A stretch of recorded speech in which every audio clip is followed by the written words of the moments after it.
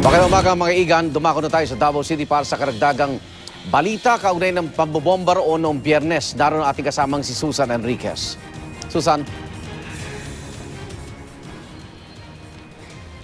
Arnold, dito tayo sa lugar kung saan nangyari yung pagsabog noong Biyernes ng gabi, no, dito sa M. Rojas Street. At makikita nyo ho dito, sa likuran ko, meron ho ditong isang spasyo na inilagay para ho doon sa mga nais mag-aalay ng bulaklak, kandila, at dasal para ho doon sa mga biktima ng pagsabog nitong Biyernes ng gabi. At kahapon nga nakita ho natin kung paano dumating dito yung ating mga kababayan na nanalangin dito. May mga nakita nga ho tayo mga umiiyak. Pero maliban ho dito sa nakikita natin mga bulaklak na ito, mga kandila na nakalagay dito sa mismong gitna ng kalsada dito sa M. Rojas Street, parang halos wala ka na makikitang ibang bakas eh.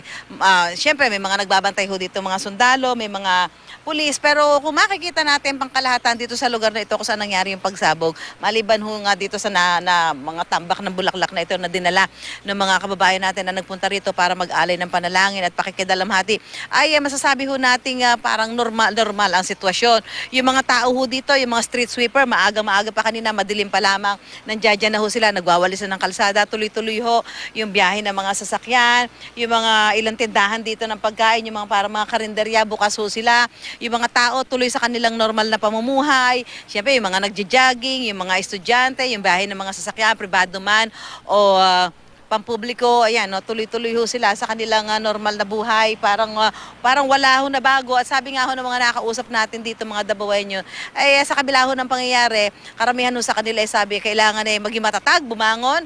Sa kabila ho nung nangyaring karahasan nitong Biyernes ng gabi, ayan, no, ito ho yung kalsada, ay malinis na ho yan dahil kanina nga madaling araw pa lang, nandito na yung mga street sweeper, yung mga pampublikong sasakyan, gaya ng mga jeep, tuloy-tuloy ho sila sa kanilang pagbiyahe. So, gusto lang ho nila talaga ipakita na sa kabila nung nangyaring karahasan, pagsabog na kumitil sa buhay ng ilang mga kababayan natin dito sa Davao, tuloy ang kanilang normal na buhay at hindi magiging dahilan para sila daw ay matakot. Bagamat siyempre, yung iba ho, may mga nakakausap tayo, meron din agam-agam, may pangamba at may takot at siyempre ang kahiligan na matapos na nga yung mga karahasan. So may mga pulis ho dito, may mga army, mga sundalo na nagbabantay ho dito sa lugar to make sure lang naman ho na yung lugar na ho ito ay mananatiling matahimik sa kabila ho ng pagpunta nga ho dito mga kababayan natin na nag-aalay ng panalangin, dasal at kandila.